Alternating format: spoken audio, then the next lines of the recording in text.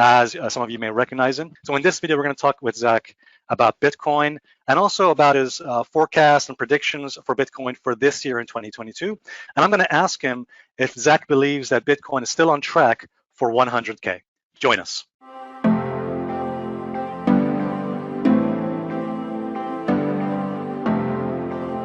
All right, guys, welcome back. So, Zach, by the way, before we start talking about Bitcoin, how are you doing? I noticed that you've gone into the spiritual realm, it seems. You've gone to heaven, kind of white, bright lights behind you there. What's going on? It was obviously some sort of freaky trick of the office that I'm here in, but it just seems to be the case that I have joined the angels. I'm sure, obviously, one day I will, but this is maybe a taster of that. I hope I look better. Whenever I look at you, I always think that's actually what I would like to look like, you know, with hair and 10 years younger.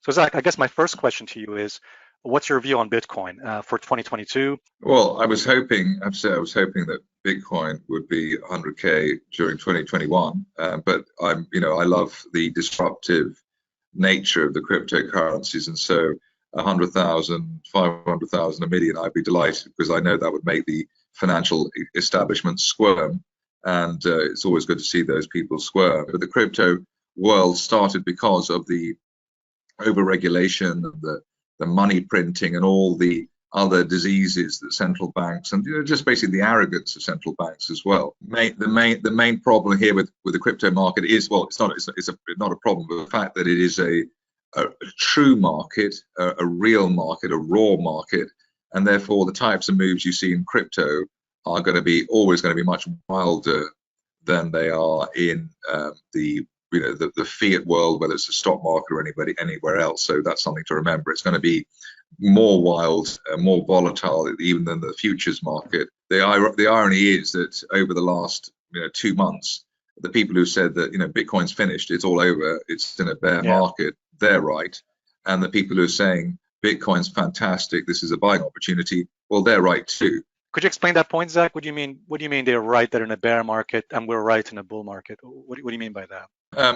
The bulls are right because Bitcoin's currently at a proper support level, 40,000, and that held in September according to charting rules. That's perfectly fine. It's a neckline support on let's say head and shoulders formation that we've had since August. So you've got the head and shoulders there. If we break back up over the right shoulder at 52,000, you'll say, well, that was a wonderful consolidation, and that was I told you should buy at 40,000.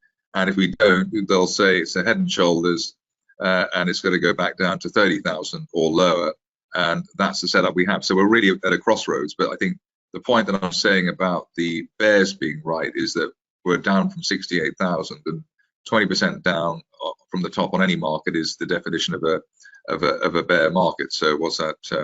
13,000 off there. So below 55,000, let's say, we're in a bear market on Bitcoin. But I don't think the normal labels are really appropriate. I think here you would just, if this was the S&P and it had gone down from 68,000 to 40,000, I mean, people would be literally crying in the street. They would jump out the window. It would be a crash. But this is the normal thing for Bitcoin, because it trades where it will, and it could go down to 10,000 and then rally up to 100,000 in 2 months. It's that much of a loose cannon in terms of the market. So if you're happy with that, then this is the market for you. But it could go down to 10,000 and still be a long-term buy, having cleared everybody out. I do take your point. You make an interesting point that Bitcoin is down 20% at least from its highs. I personally don't adhere to that particular interpretation of a bear market. So I don't actually like that interpretation of a bear market, like 20% or whatever. I prefer to look at structural points of support, market structure being broken before I can say it's a bear market. But that's just my own particular way of looking at the chart. But you make a good point. I do understand your point that you could interpret it in that way. So what do you think Bitcoin has to do to increase the probability that we're going to go to 100,000? We broke not only the November low, but also the September low briefly, or just very, very briefly, and we rallied 10% off that. That sort of double bear trap that we've had there, I think is a very positive sign for Bitcoin. And also, I like the way that that was played out against people saying, "Oh, it's over, crypto's over." And they love saying that. Whenever they say that, that's the buy point, just the psychological capitulation point. So I heard that and I thought, oh right, okay, that's that. And it's quite right that they capitulate, given that they've seen it go down from 68 to 39. I mean, that's a pretty hefty turnaround, but that's normal for the crypto markets. I mean, that's they double back on themselves. I mean, I've said in the past, in a recent video, I said that if Bitcoin can break above the weekly 21 EMA, what I want to ask you is which key level would give you confirmation or indeed increasing probability that we're heading towards 100K? The pattern that we have on the daily chart since August is a double-headed head and shoulders. The obvious level, which is not too far away, although it's still a distance away, is the right-hand shoulder of the head and shoulder pattern that we've had since July, August. So that's at 52,000. So that's a sort of the normal vanilla, the vanilla thing. It was a double top in November, December, right, around that area. Is it your view that the dip below 40K, which we experienced just recently, is it your view that was a bear trap? Yeah, that was a bear trap. But the only problem is, let's say there's another bit of news and we just break, 40,000. There's nothing to support this market, I think, until 30. So it'd be a blink and you missed it. And then, but the beauty of 30 is that, then you'd have that almost like you'd assume there'd be an instant rebound. If we are, overall going up, there'd be a decent rebound. But I'm just saying that 52,000 simple. That's the right shoulder of the formation on the daily chart. That's the one to go for. So your view is, and I think I agree with you on this, you're saying that if Bitcoin, it's an if, but if it were to break below that support, which is the January lows and the September lows, just near 40K, really there's nothing to stop Bitcoin from dropping all the way down to 30K. Is that what you're saying? Yeah. It would just be a very, but it would happen overnight. I mean, almost literally overnight. I think we saw overnight? In the rally in July. No, in July we saw the rebound from 28 to 40,000. It probably took less than, it took like a week to move in. It was that quick. That's like what I call the ice skating zone, that you just hit one end of the ice ring and then you just immediately zigzag to the other end of the ice ring, or like a pinball. You're like a pinball, basically. Just like that move. So I would expect pinball price action between 30 and 40. But I think if pushed, I would be surprised if we now broke 40, because we've had two bear traps in this zone, and also the retracement from 68,000. I mean, that's a big one. I mean, that's enough to. That's enough. Psychologically, that's been enough to demoralize the bulls. So when that happens, So your view is that as long as we remain above that support of 40K, and if we break above 52,000, you're saying there's a very strong probability we could head towards 100K. Zach, what exact period? I mean, I know there can be no definitive answer to this. It's obviously we cannot be certain about the timing. Timing is a very tricky issue.